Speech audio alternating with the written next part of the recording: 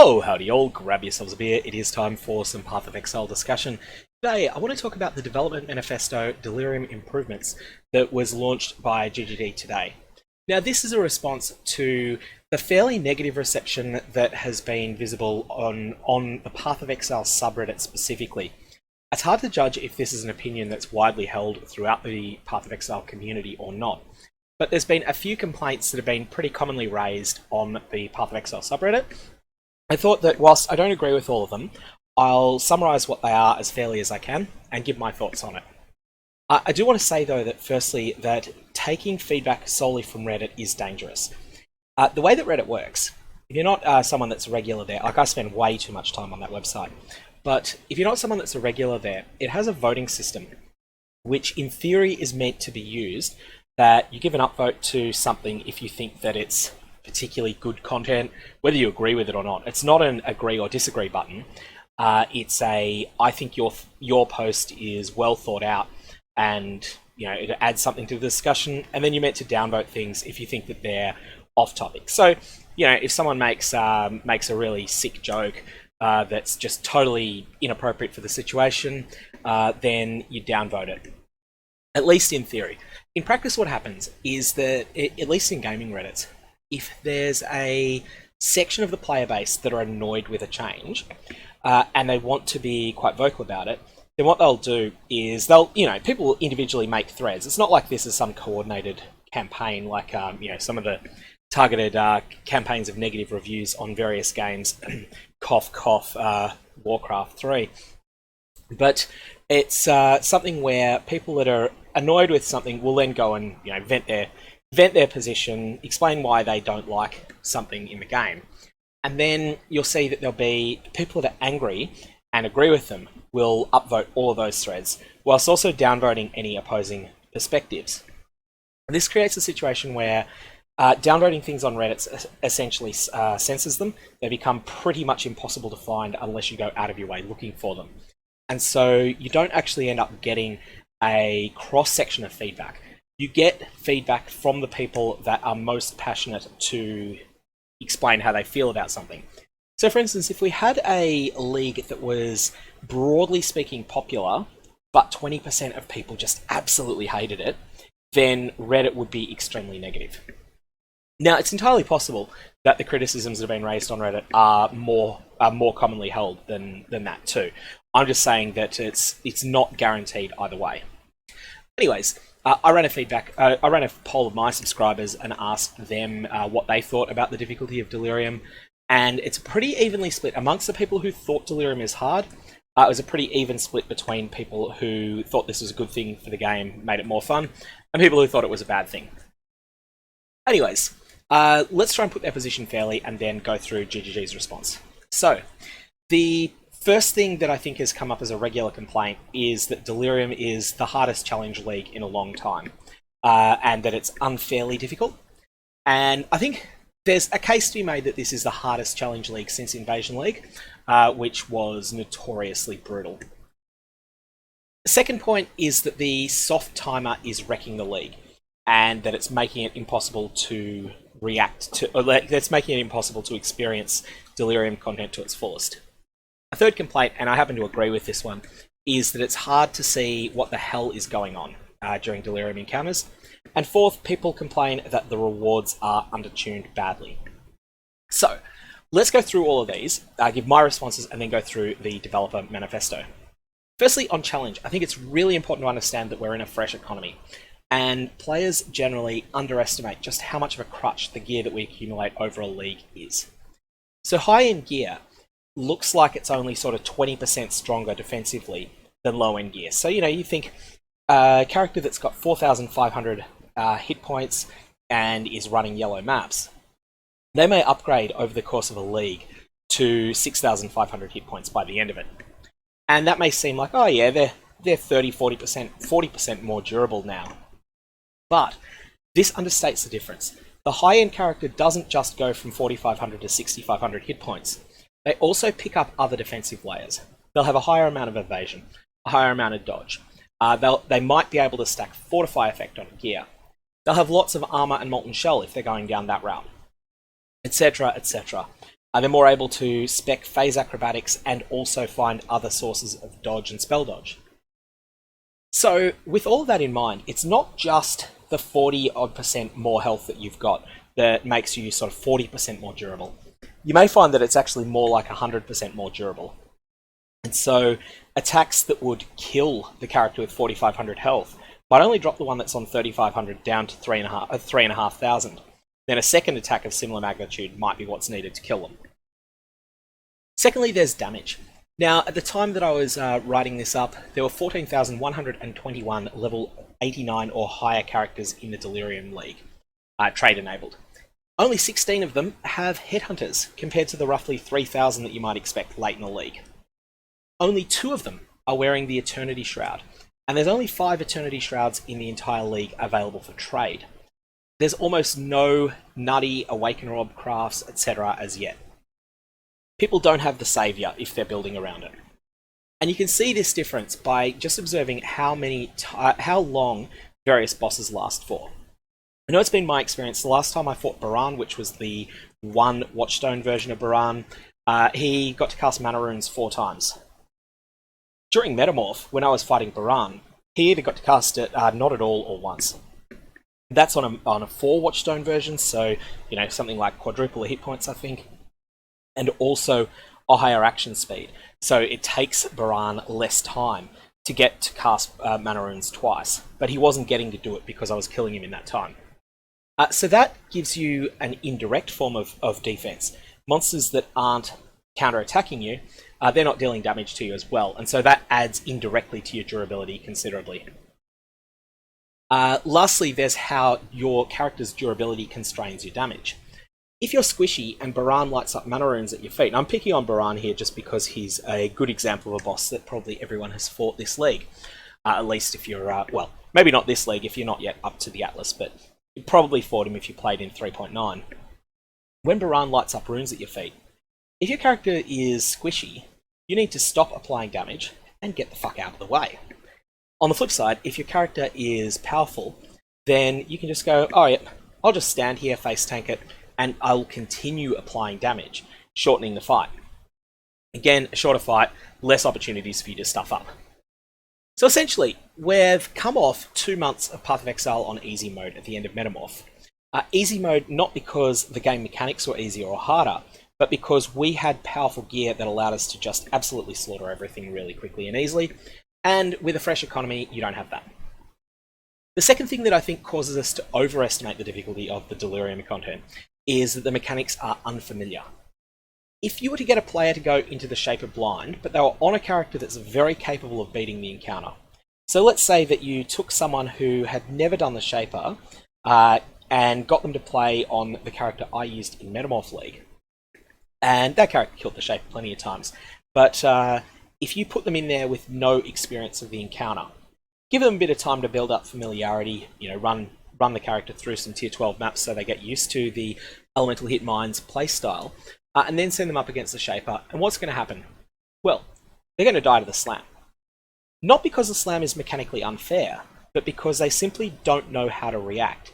They don't know the visual cues, they don't know the audio cues, they don't know that the Shaper appearing over your head means that you need to get something like 30 units radius away right now. You need to abandon everything you're doing and get that far away, otherwise you are going to be instantly killed. So in addition to the slam, there's the bullet hell. Now, if you're a player that's pretty good at action combat in games, you might think, oh yeah, I'm going to be fine with this bullet hell. I'm just going to stand out in it and dodge it. I'm going to sidestep all the projectiles. Then you're in for a nasty surprise because those projectiles desync. If you know the fight, you know that you absolutely must get into the center because the projectiles will not be at the same place on your screen as they are on the server due to desync and lag. So all in all, there's a number of mechanics that you can't really go in blind into that fight for. You need to have some foreknowledge. And this would be the same with Delirium as well. It's not just bosses though. This happened with other effects as well, such as Bestiary's Tiger Prey mechanic. I know that I died plenty of times to that because I just didn't understand what to do. Eventually I figured it out and now I don't die to it anymore. Or likewise, there's a number of other things that are particularly tricky, like Uber Elder's Slow. Or the slam attacks of Abyss Bats. Now, this is not to say that the encounters are necessarily all fair at the moment either. All I'm saying is that we simply don't yet know. And I think GGG's response will address this. Secondly, I want to talk about the question of rewards. I compare Delirium to an Abyss in this sense. Both of them mandate movement throughout the zone. Both spawn monsters that give you XP and loot.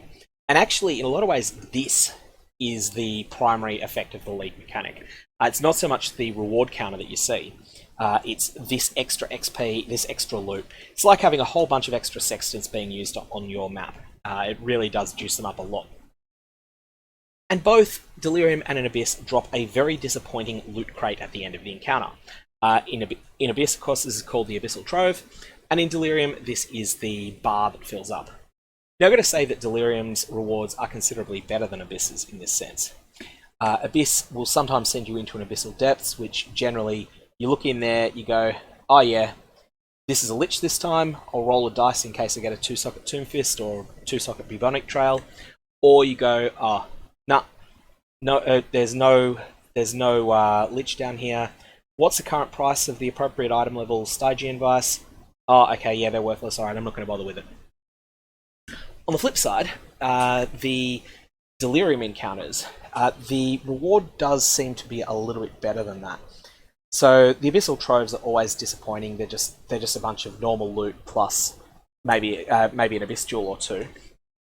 Whereas the Delirium encounters, most of the time they're equally disappointing.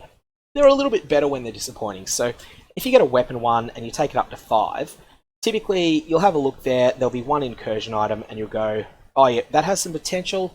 Then you mouse over it and you go, yeah, no, that had potential, but it doesn't live up to it. There might be a veiled item. If you got, say, an armor one, you're like, okay, well, there's a veiled boots. I know they're not worth anything, but there's a veiled set of gloves. Veiled set of gloves, yoink, I'll take that, throw it in a 5 Chaos tab and see if it sells. For those of you that don't know, very early in the league, veiled gloves do sell, and the reason for that is people wanting to unveil the 25% conversion crafts. Those crafts are really, really good early in the league. They're basically build enabling for a lot of people. So that's why they have some value at least. They're not expensive, but they're a genuine value pickup. Later in the league, when all the crafters have got that recipe, it'll be worthless. So that's the first thing. The magnitude of the loot is primarily what's dropped by the monsters. Now, this feels different to a Breach, and I want to talk about the difference, because I think that Breach, Abyss, and Delirium all share one key thing in that they add little containers of loot that are disappointing. For Delirium, this is the Delirium counter, and they add a lot of monsters that you kill that give you lots of rewards. Now, with Breaches, the reason that these feel impactful is because when the monsters die, they all die in one place. That means it's really apparent on the screen. Oh yeah, okay, all these monsters attacked me, I killed them all, and these are the rewards I got. Whereas with an Abyss or Delirium encounter, you tap the Delirium Mirror or the Abyssal Crack, and then you start running through the map, and you're not really sure of the drops that fall, which of them are from the encounter, and which of them are from the mobs that were already going to be on the map. Now with an Abyss, you might decide that you're going to go through first and just clear out all of the trash mobs ahead of time anyway, so we're assuming that you don't do that, and it goes into an uncharted area on the map. So you don't really know which ones are from the League mechanic and which ones would have been there in the map.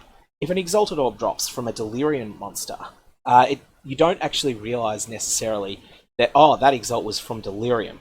You might think, oh yeah, well that dropped from one of the normal monsters that's on this map. Now, this delocalization of loot makes the loot feel less significant. The second complaint that's related to loot that I think that is more true is the complaint that you need to do a second pickup run. And what I suggest people do here, I do think that there is some space for this to change, and GGG's manifesto doesn't discuss any changes here. But what I tend to do is I treat the Delirium encounters like I'm doing a fairly difficult delve encounter and I'm running off into the darkness. So when I run off into the darkness in a harder delve, I don't actually run with a stricter loot filter than I normally run, but in my mind I am being much stricter. If I kill a monster and it's like, oh, there's an alchemy orb, I will go, you know what, I'm not going to bother with that. It's going to slow me down too much to, navigate paths to get to where that alchemy orb is. Now on the flip side, if that was a Master Cartographer Sexton or an Awakened Sexton as they're called now, yeah, I definitely would. I'd go and I'd get it. If it was a 4 Chaos Divination card, I'd go and grab it. If it's a 1 Chaos one, I'll let it go. So I start only picking up the really, really good stuff, and I think that that's the mindset that works with Delirium. Don't think of it as a run through the map, killing everything, then go back to the start and start looting everything. The way that, say, you might run a Purified Breachstone, if you're sort of still struggling a bit with that content. Instead, what you should do is just run normally through the Delirium encounter, run through the map while fighting monsters, and pick up only the best stuff, but then don't do a second run. If something great drops and you can't safely get to it, like let's say a Divine Orb drops and it's just in a spot that's too dangerous to pick up, then and only then is it worth returning and going and, you're like, oh, yep, I'll go and I'll pick that up. But if it's one Simulacrum Splinter, or if it's a Chaos Orb or something like that, don't worry about it. The problem is that this is anathema to how a lot of people play the game. And I think for people who aren't used to that feeling of, I'm going to skip the medium stuff and only focus on the big stuff, I can certainly understand why this feels bad. So some people have suggested a loot vacuum, which GGG have said they don't intend to add, that they're quite opposed to that idea. I'm not really sure where I stand on that. So the third issue that was raised was the soft timer. So this will dissipate over the league as we start killing faster. The timer is really soft. It's just that right now our damage is terrible. I do think that if you tag an Abyss, a Breach, or a map boss, and by tag I mean initiate the encounter. So for a map boss that means locking yourself into their arena, because most map bosses are now in arena rooms, then the timer on the Delirium should pause for as long as you remain in that zone. So as long as you remain in or near that encounter, the timer should pause, and so the fog should cease to move during that period.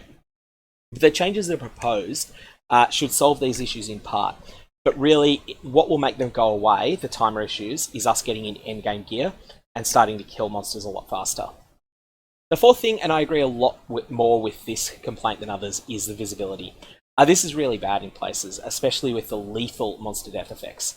I agree entirely with people wanting some change here. This is something where I think that there's lots of things in the game that are very dangerous and can potentially one-shot you. And to take a good example of this, let's take volatile Flameblood monsters. You may not have played at the time, but volatile Flameblood used to be very different. A quick refresher, when you kill a rare monster that's got volatile Flameblood, it will cause a projectile to spawn. This projectile is very big, very orange, stands out, you can't miss it, and it will sort of slither towards you. It will gain speed as it moves, and if it catches up to you, it will prime itself for about half a second, then detonate for pretty devastating amounts of damage. Volatile Flameblood used to be very different to that. It used to be something that had no visual indicator on the monster. You'd only see it if you moused over the monster and looked up to the mods that the rare monster had, and one of the rare mods would be Volatile Flameblood. When you killed that monster, it would immediately explode. No primer, just the death blow would cause it to go bada boom. This rendered very close range melee builds utterly unplayable in the highest tier maps. And I'm not exaggerating to say that they were unplayable. This is because once the screen got hectic, you would have some solution. So if you were fighting a monster one-on-one and you realized it was Volatile Flameblood, your character would have a solution to it. You'd run away a little bit, and then you'd have some sort of longer range attack that you'd use. Most people, I think, would drop down a War Chief Totem or similar. War Chief Totem would take the hit for you. It'd probably actually survive it. They did lethal damage to players, but it wasn't a massive amount of overkill. The Totem would probably live through it, but that was something that wasn't really an option for players, for all players, and it was just badly telegraphed. Likewise, when the Lightning Mirage Nemesis mod was added, initially there was no sound cue to that. and a sound cue was added because it was needed. I think that there should be sound cues for the death effects.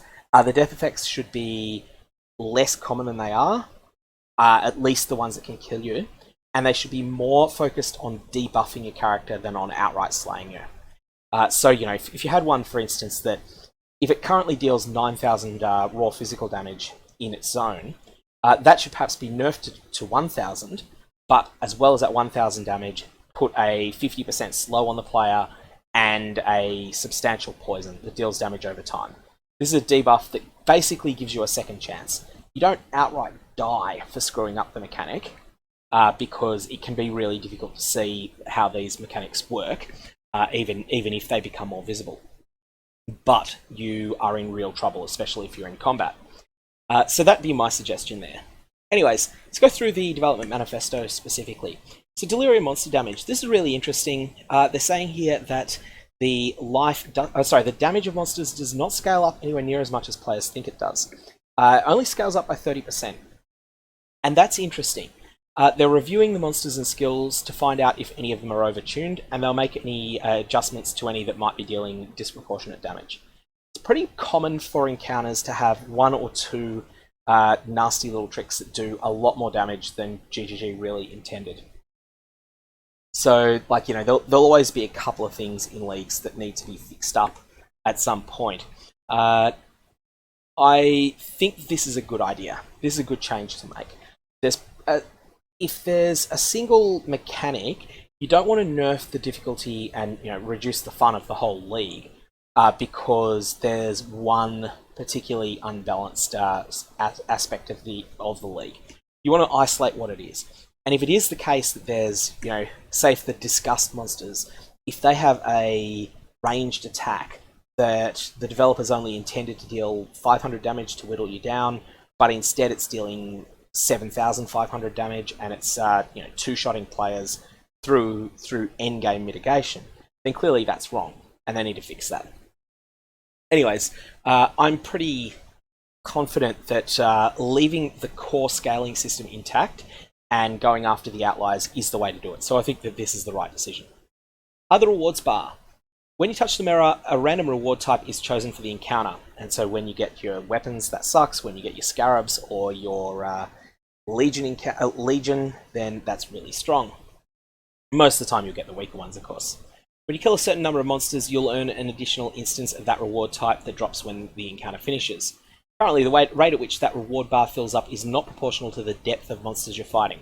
So deeper in the mist, don't fill it up faster. And they're considering changing this, but they're going to do so in the near future, so that the more dangerous the monsters are, the more the reward bar will fill up. This has been an interesting change. I think this will lead to people wanting, at least when your character is powerful enough to handle this, what you're going to want to do is tap the mirror, then run as far away from it as possible, only killing the low-hanging fruit as you run, you know, just enough monsters to refill your flasks and the like, then get to the end and start killing monsters there. At the moment, that's a bad strategy. That's going to become a good strategy. Be interested to see how that plays up. There was also a bug that they mentioned there. Now, paralyzing, wasting, eroding, and diluting touch debuffs. These are really nasty because they attack your player in methods that counter a lot of the strategies that players use to annihilate monsters without the monsters being able to fight back. So paralyzing attacks your move speed. Diluting touch attacks your flasks. And flasks being, you know, flasks are one of those things that are incredibly powerful. What diluting touch is, it decreases the effect of flasks applied to you, and I think it decreases the amount of flask charges you recover. Anyway, these are getting their duration decreased, which is going to make it more difficult for them to stack up in multiples. It'd be interesting to see how it ends up playing. I've kind of liked being attacked on different axes. I would rather, in an encounter, have monsters do things that attack me that are not just the same old, oh yeah, here's a certain amount of damage that you can either try and mitigate via armor or tank via raw ES or life, or maybe dodge via either evade or dodge, or block for that matter. And if you fail to defend against it that way, then it's going to chunk you for a big lot of hit point damage. I like it when there's alternatives to raw hit point damage, and so Diluting Touch in particular is one of those things that it's monsters acting smarter rather than monsters just acting more powerful.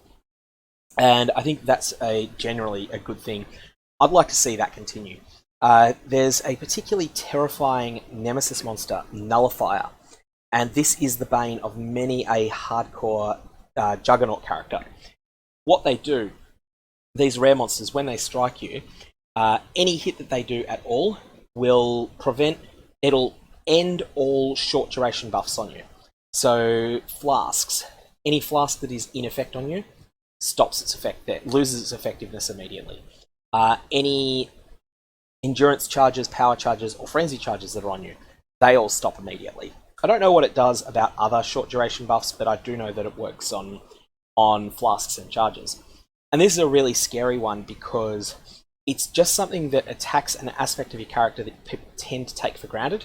That, oh yeah, I've got a good source of endurance charges coming in, therefore I'm always going to have them.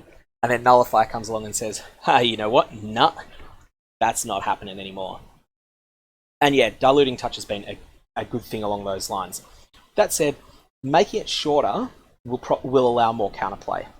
I do find that I'm always flask starved during Delirium encounters, even if I'm not really being hit much with Diluting Touch, and because the monsters are individually quite difficult. So, but that said, that's something that may change as my character gets more powerful. Monster on death effects. Currently, there's random chance for individual Delirium monsters to have mods that cause on death effects. This is nasty because it's not telegraphed enough. Monsters that have on death effects are generally fairly well telegraphed. We're internally experimenting with moving these to be pack-based so there's more variance in when you encounter them, rebalancing them around this and improving how they're signaled. The key thing really is improving how they're signaled. The Flamebearer type Flamebearer Bloodlines mod, that feels fundamentally fair. It's nasty, but it's fair. Likewise, the Volatile Flameblood now. That feels fundamentally fair when you encounter it. Those interested in why we use on-death effects in content like this, it's because they're a viable way of making monsters that are killed instantly have an effect on players, and that aren't trivialized by clear speed. I think this is essential, that they need to have some solution here. The game needs some solution, some hard counter to extreme clear speed, extreme damage builds. There's a number of things that have been tried in this regard. Corrupting Blood was one solution that was perhaps one of the more one of the less successful ones overall, and especially now that you can just get a jewel that counters it. But I think that that's something that I would like to see tried in this design space is a monster that when you kill it, it inflicts various 10% debuffs on you when you kill it that don't last forever but does stack. Various sorts of debuffs that you could use here would be move speed, flask effect on you, things like that, things that attack players' momentum. Use them sparingly, don't use these everywhere, but it then creates some real counterplay for the monsters against zoom, ultra high damage glass cannon builds. Few to no other mods that we can put on these monsters make any difference normally because they're eradicated by powerful builds, and they say in seconds here, but really what they mean is on the first hit. And on the first hit and from more than a screen away. We're going to be toning these down either way. I do think that they should experiment in this design space, but having outright kill effects is not satisfying. There needs to be counterplay on our side too. Delirium alongside previous content. Delirium increases the difficulty and reward of all other Path of Exile content. I wasn't actually sure it was all of it, but anyways, it says that it does. Other players have reported that it doesn't feel worthwhile to run past content under the effects of Delirium because you lose precious time in dealing with that content's overheads. We plan to add bonus time to the Delirium effect when you trigger past content in order to make up for this. The amount of bonus time will vary from content to content in order to make it fair. Yeah, I think this is a good idea. I see an abyss when I'm running a map and I'm in the Delirium. I will go and I'll tap that abyss, and then I'll be ready for an insanely difficult fight. But before the abyss can finish its thing, pretty much always the Delirium fog has lifted. Likewise, I've found this with map bosses. You'll get to the map boss while the Delirium's still up. The Delirium will give it a huge boost to hit points, and you won't be able to kill it until after the fog is lifted. So the ones that I think need this the most, Betrayal needs this the most, probably of anything, and also some of the longer events are Blights. Blights are the other one. I had thought that the intention because there's a challenge to kill a Blight boss whilst under the effects of Delirium, and I thought the intended way to do this was to get a level 1 map, tier 1 map, use a Delirium orb on it so that the whole area is 20% delirious, and then use Zana mods to force a Blight onto the map. So that was what I thought, and actually, yeah. Anyways, we'll have to see where we go with this, but the extra time will mean that you'll be able to do Blights, which is good. Delirium item drop vacuuming. Totally understand the feedback that Delirium makes you want to go fast and not pick up items, requiring you then to backtrack. There have been requests to accumulate all items that would drop and then instead drop them out at the end of the encounter. It's not how that we want the game to be played. We've only done it in the past where it would have otherwise been impossible, and while it's tempting to take every opportunity to vacuum up the items that drop and present you in one go, not how the core game loop of action RPG should function. In addition, even if we wanted to, it's not really practical to vacuum an entire map worth of items and drop them in one place. This last point is very true. If anyone had ever seen the old, totally broken and now completely nerfed Tormented Spirit farming that used to exist, what you would do, there is now a cap of 50 monsters that can be influenced by a Tormented Spirit. So they possess rares on touch, but they also influence a normal monster, and an influence monster drops quintuple loot, I believe. So what you would do is you would spawn Tormented Spirits onto a map, and then you would use very careful play to get a whole bunch of these Tormented Spirits to influence pretty much every single monster on the entire map. And then once you did that, you would then have another character come in and slaughter them all in one place. And this actually, it created so much loot. It created so much loot in one place that it flooded the League economy that it was happening in, but it also made the servers unstable. There was only a small number of people doing this ghost farming, but they were enough to render the servers unstable for a whole period. So during our internal testing before release, we increased the length of time that Delirium encounters last so that players have extra time to pick up items as they go.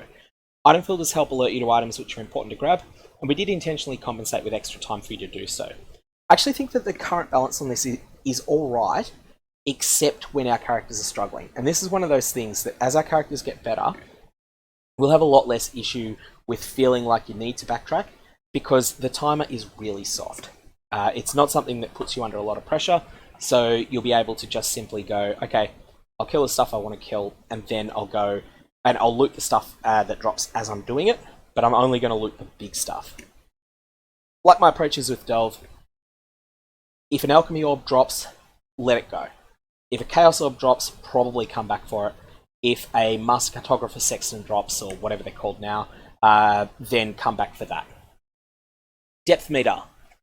Because the distance at the start of the encounter matters quite a lot for the relative difficulty of the monsters, chance that additional mons are spawned, and the level of increased item drops, rarity, and so on that you may receive, we're considering adding an indicator in the user interface which shows the relative difficulty.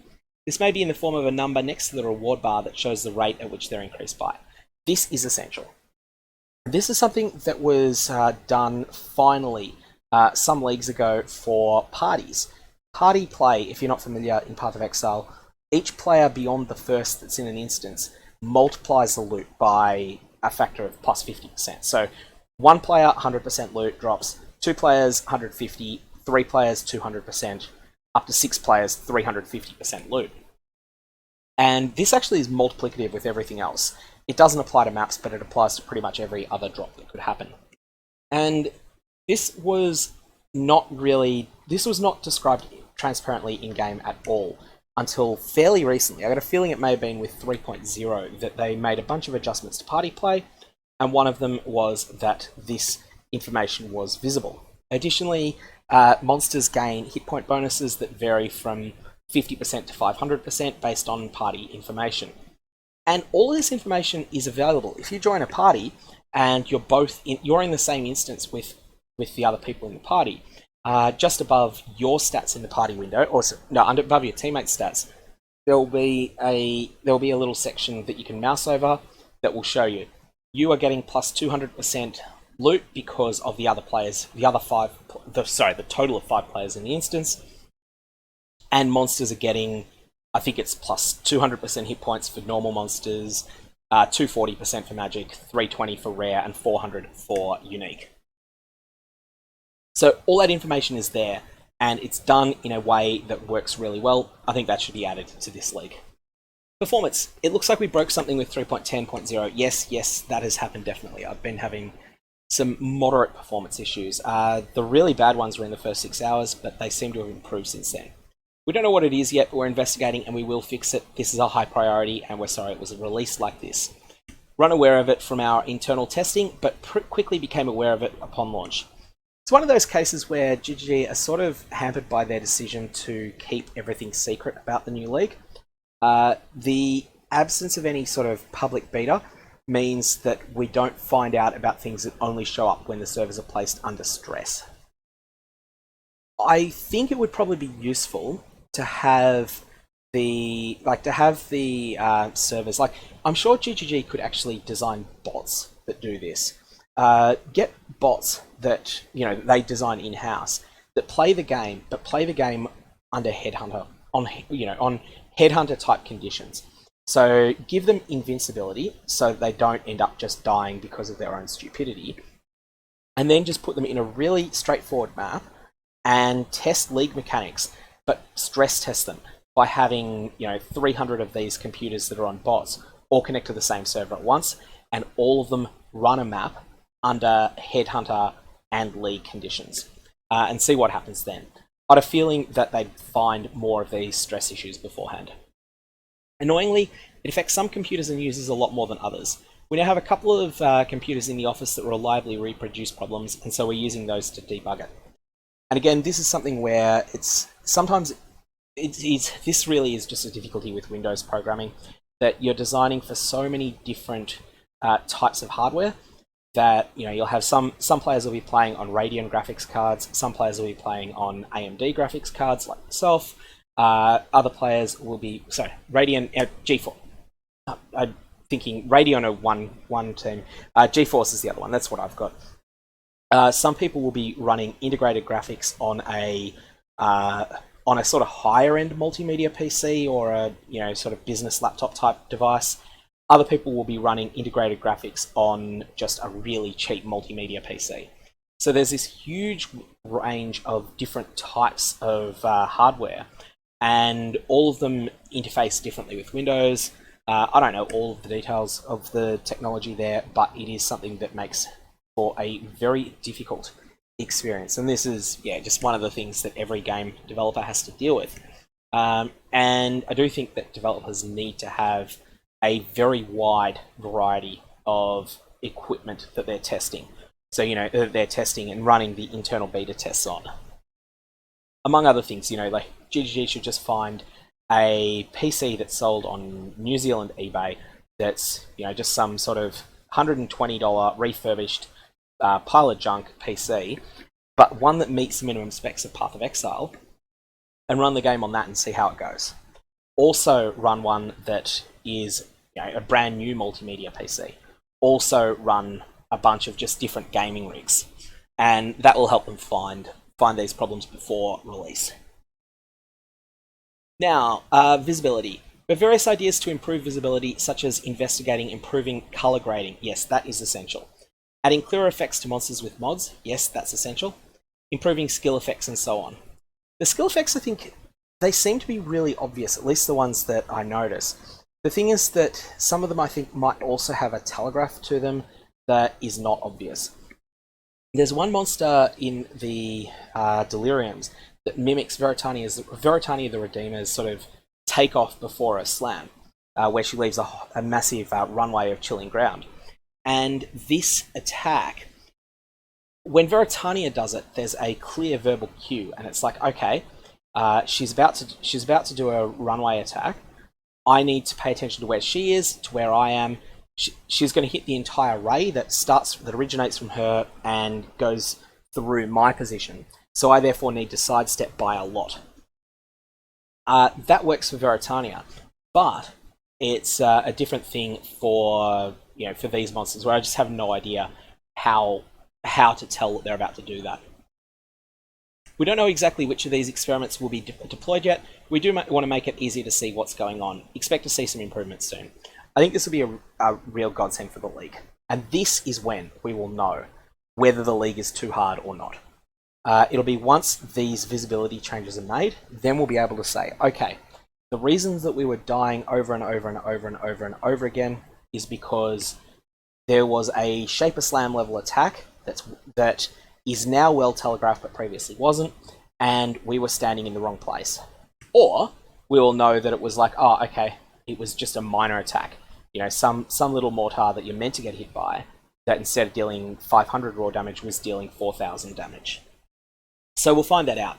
But this visibility thing is critical before there's any real serious changes on the balance front. Make the End Delirium button bindable. Absolutely, you'll be able to turn it on and choose a key to bind it to in the options. This will be great. It's an awkward location, and this came up a bit in Synthesis as well. I know in Synthesis, more than once I died while I was trying to click the End Encounter button. In Synthesis it wasn't instant, and in Delirium it's not quite instant either. There's still a couple of seconds, so it's not a substitute for a logout macro if you're in hardcore. But it's something to keep in mind that it's there. And it'll be much better when it's bindable. And then, you'll be able to say, okay, I'm going to set that to be a certain button and just go press it, end of the problem.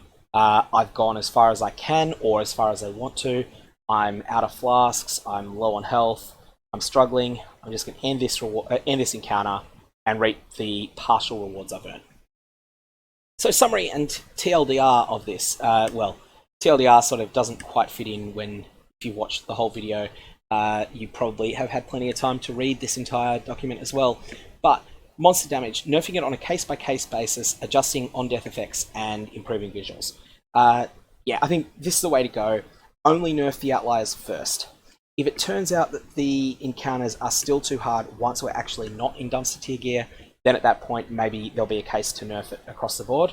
But for now, go in with a soft touch, get rid of the worst things, and make the visuals better. Rewards. Monsters deeper in the mist will count for more progress on the encounter reward bar. Yep, that's an improvement, but ultimately the encounter reward bar isn't the reason we're running these. It's the fact that you get so many extra monsters that it's like going from a 0 sextant map to a 4 sextant one, or when we get to doing 4 sextant maps, it'll be like going from a 4 sextant map to an 8 sextant map. That's not going to change. We're running it for the normal loot that these monsters drop. We're running it for the XP that they give. We're not really running it for the actual reward bar. Maybe you could overhaul it a little bit and say you'll make the rewards bar better, but then decrease the amount of loot that the Delirium monsters drop directly. I wouldn't be opposed to that. That'd be a more thorough change. On-hit debuff, substantially reduced duration. Yep, okay, that's fine. I do think the monsters should retain these unique ways to attack our characters, though. On-death effects, investigating pack-based mobs instead of individual, balancing to be in line with this, improving telegraphing. I'm a little bit more hesitant on this just because on-death pack effects have been quite icky in the past. Maybe just focus on how well done the Flamebearer type attacks are, the ones that come from the Magic Monsters, Bloodlines League, and see if you can mimic some of that success. Past content in Delirium, adding time to the Delirium encounter when interacting with these, this is a good change. Item drop vacuuming, no and sorry. I'll accept that. I'm not sure where I stand on whether an item drop vacuum would be a good idea. My actual dream solution here would be a dynamic loot filter system where you could have two different loot filters, one of which is your normal play, and then another one that is a level of strictness higher that would only come on while you're in the Delirium content.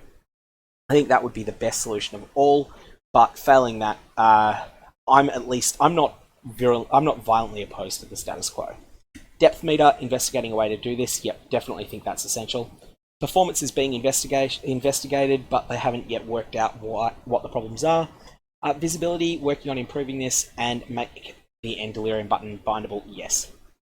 Anyways, so that's my thoughts on it. I don't think that this is going to satisfy the people on Reddit that were actively hostile to the league, or that have been at least seeming to be fairly hostile to the league. I do think, however, that it will make the league much better, and it'll probably stop the people that are extremely hostile to it from having. Well, I mean, some of them will rethink their position, I think, and others will still disagree. Like they'll still think that the league is bad, but that's because they want a league that's lower challenge and just fountains out loot. Now, for some people, that is a great play experience. I think, however, that scarcity of loot makes the game better.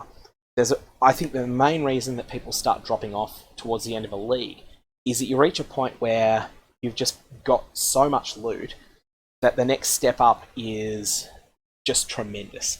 You know, like say if you get to let's say that you're someone that typically finishes a league, more currency than I tend to amass. Let's say that you finish with about a mirror worth of gear.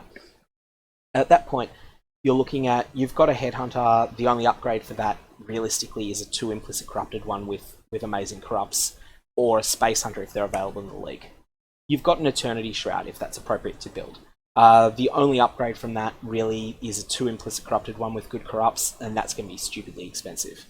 You know, you've got other. You know, you've got a caster weapon where the only upgrade is a mirror tier 1.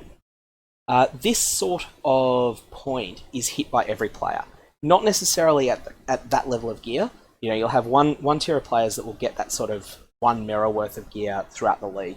Then you'll have another tier of players that'll have 10 exalts worth of gear, and they'll hit a point where maybe they've got a Calm's Heart with a useful but not perfect corruption on it as their body armor, and they're thinking, you know, I'd love to get an upgrade from it, but the only upgrades really for me would be a tier 1 life plus Crusader Explodey mod chest, and they just think there's no way I could ever afford that, so therefore they give up on trying to get there. I think everyone hits that point where they give up, and the scarcity of loot makes it feel like that there's more time, there's more time spent where you've got an achievable goal ahead of you.